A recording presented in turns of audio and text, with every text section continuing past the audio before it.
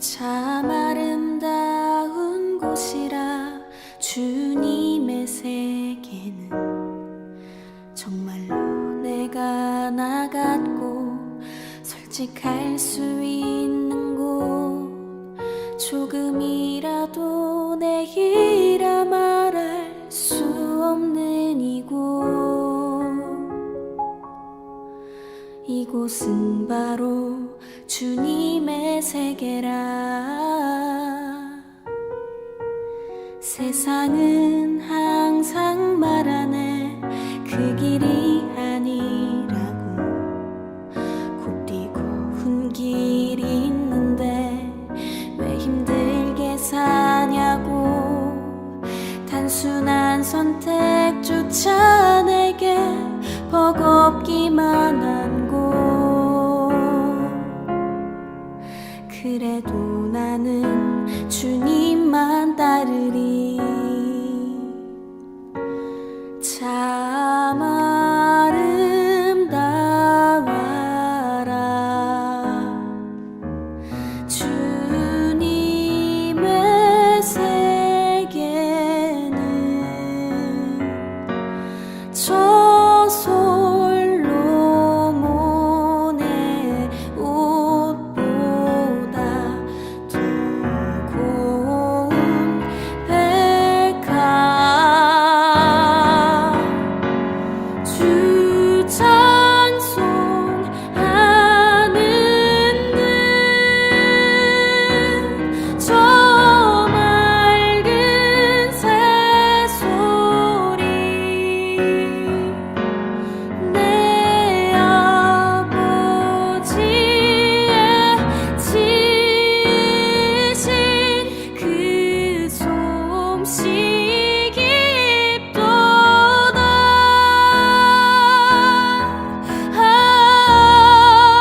더 깊도다.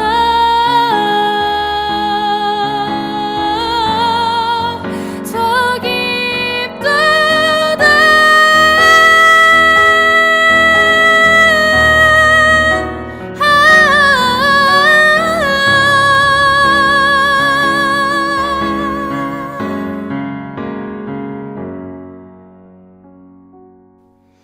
나는 계속 걸어갑니다. 수없이 넘어져도 사람들의 방향과는 조금 다르다 해도 내가 가는 길이 주가 가르쳐준 길이니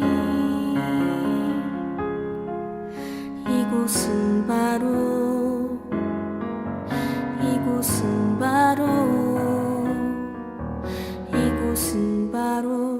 주님의 세계라.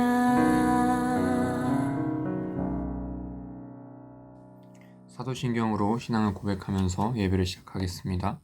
전능하사 천지를 만드신 하나님 아버지를 내가 믿사오며 그 외아들 우리 주 예수 그리스도를 믿사오니 이는 성령으로 잉태하사 동정녀 마리아에게 나시고 본디오 빌라도에게 고난을 받으사 십자가에 못 박혀 죽으시고 장사한 지 사흘 만에 죽은 자 가운데서 다시 살아나시며 하늘에 오르사 전능하신 하나님 우편에 앉아 계시다가 저리로서 산자와 죽은 자를 심판하러 오시리라. 성령을 믿사오며 거룩한 공회와 성도가 서로 교통하는 것과 죄를 사하여 주시는 것과 몸이 다시 사는 것과 영원히 사는 것을 믿사옵나이다. 아멘. 오늘 하나님의 말씀은 창세기 4장 16절에서 22절 말씀입니다. 하나님의 말씀은 4장 16절에서 22절 말씀입니다. 같이 읽겠습니다. 가인이 여호와 앞을 떠나서 에덴 동쪽 놋 땅에 거주하더니 아내와 동침함에 그가 임신하여 에녹을 낳은지라. 가인이 성을 쌓고 그의 아들을 이름으로 성을 이름하여 에녹이라 하니라. 에녹이 이랏을 낳고 이랏은 무야헬을 낳고 무야헬은 무두사헬을 낳고 무두사헬은 라멕을 낳았더라. 라멕이 두 아내를 맞이하였으니 하나의 이름은 아다요 하나의 이름은 실라였더라. 아다는 야발을 낳았으니 그는 장막에 거주하며 가축을 치는 자의 조상이 되었고 그의 아우의 이름은 유발이니 그는 수금과 퉁소를 잡는 모든 자의 조상이 되었으며 실라는 두발 가인을 낳았으니 그는 구리와 새로 여러 가지 기구로 만드는 자요. 오늘 말씀은 하나님의 세력과 세상의 세력에 대해 말씀을 나눠보려고 합니다. 그 중에 우리 친구들이 잘 알고 있는 가인과 아벨의 이야기에 더해서 가인과 셋의 세력, 즉 후손에 대해서 이야기를 해보려고 합니다. 말씀에 들어가기 앞서서 가인과 아벨의 이야기를 통해 가인이 어떠한 성격을 가진 자였는지에 대해 먼저 알아보도록 하겠습니다. 가인은 땅의 소산으로 하나님께 제사를 드렸던 사람입니다. 하지만 그는 욕심과 시기와 질투로 인해 하나뿐인 동생을 하나님이 자신의 제사를 받지 않았다라는 그 조그만한 이유로 살인을 하게 되었습니다.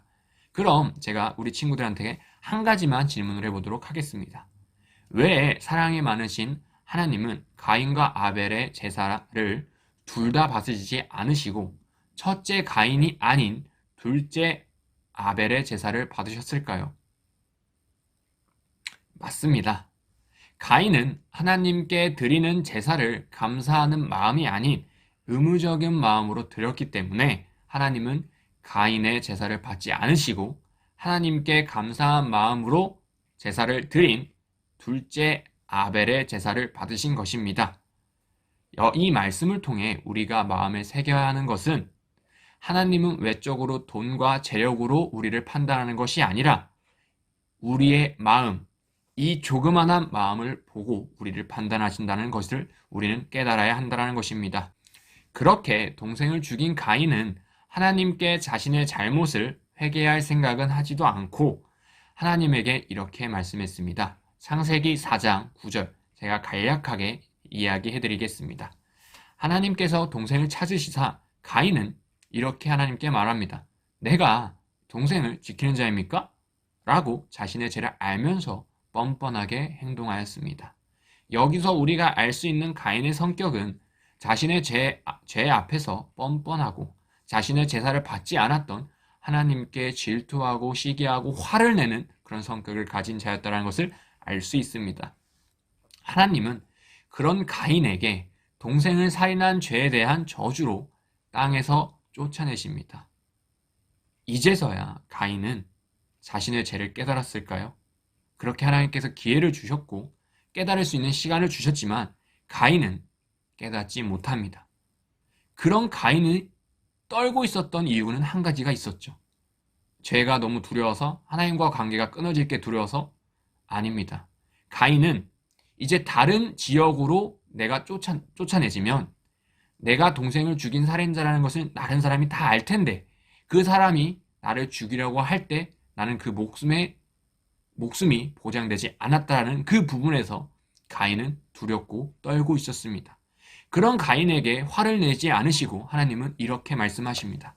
창세기 4장 14절에서 15절 말씀 함께 읽겠습니다. 주께서 오늘 이 지면에서 나를 쫓아내시온즉 내가 주의 낯을 배웁지 못하리니 내가 땅에서 피하면 유리하는 자가 될지라 무릇 나를 만나는 자마다 나를 죽이겠나이다. 여호와께서 그에게 이르시되 그렇지 아니하다. 가인을 죽이는 자는 벌을 7배나 받으리라 하시고 가인에게 표를 주사 그를 만나는 모든 사람에게서 죽임을 면하게 하시리라. 아멘. 이 말씀을 읽고 우리 친구들이 알 수 있는 것은 무엇이냐? 하나님에게 감사한 마음으로 제사를 드린 아벨만 하나님은 죽도록 사랑한 것이 아닙니다.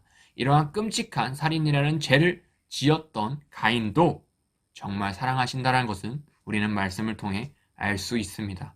그럼 이제 가인은 이렇게까지 용서를 받았으면 당연히 다시 하나님을 위해 살아야 하고 하나님의 세력으로 들어와야 되는 게 맞습니다.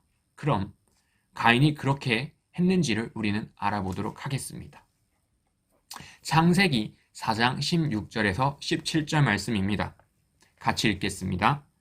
가인이 여호와 앞을 떠나서 에덴 동쪽 노 땅에 거주하더니 아내와 동침함에 그가 임신하여 에녹을 낳은지라.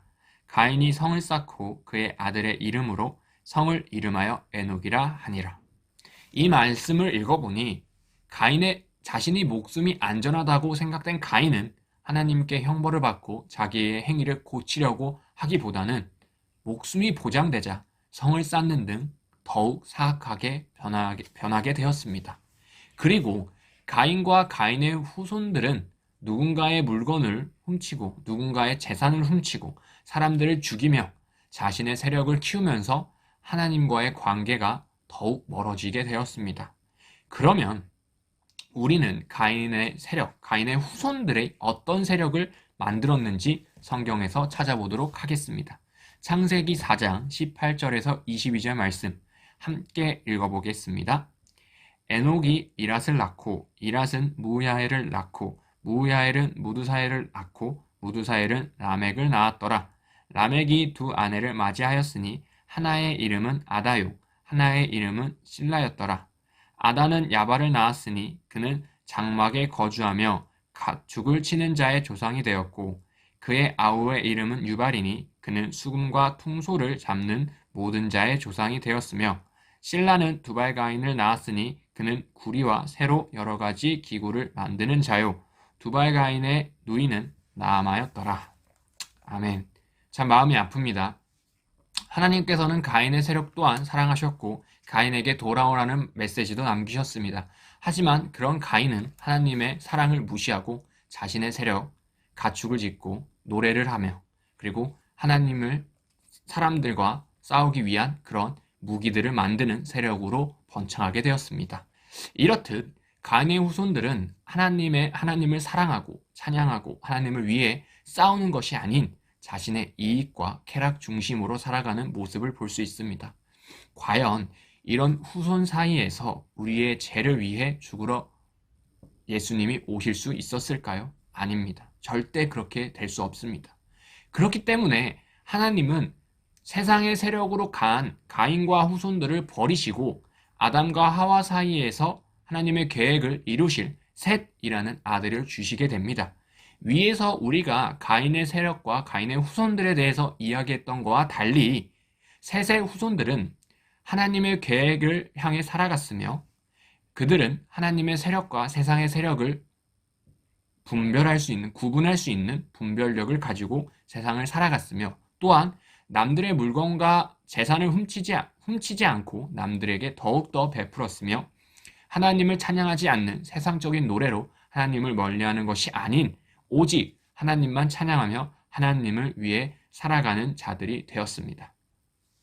사랑하는 학생 여러분, 한 말씀만 하고 말씀을 마치려고 합니다. 과연 지금 우리는 하나님이 중심이 되어 살아가는 셋의 세력일까요? 아니면 자신의 즐거움과 쾌락을 위해 우리의 주인이신 하나님을 멀리하고 살아가는 가인의 세력일까요? 믿지 않는 자, 예수님을 모르는 자라면 어떤 세력이든 간에 상관이 없습니다. 하지만 예수님을 믿고 우리 입으로 예수님을 사랑한다라고 고백하는 그리스도인은 항상 세상을 살아갈 때 내가 어느 세력에 속해 있는지를 깨닫고 분별해야 해야 합니다. 또 우리 친구들 또한 그 세상의 세력을 구별할 수 있는 능력을 가진 우리 친구들이 될 수 있기를 희망하고 바랍니다.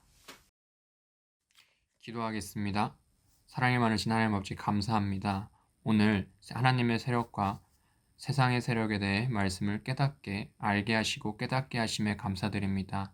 이 말씀을 머리로만 깨닫는 것이 아니라 마음 깊게 새기며 한 주간 동안 살아갈 수 있도록 인도하여 주시옵소서.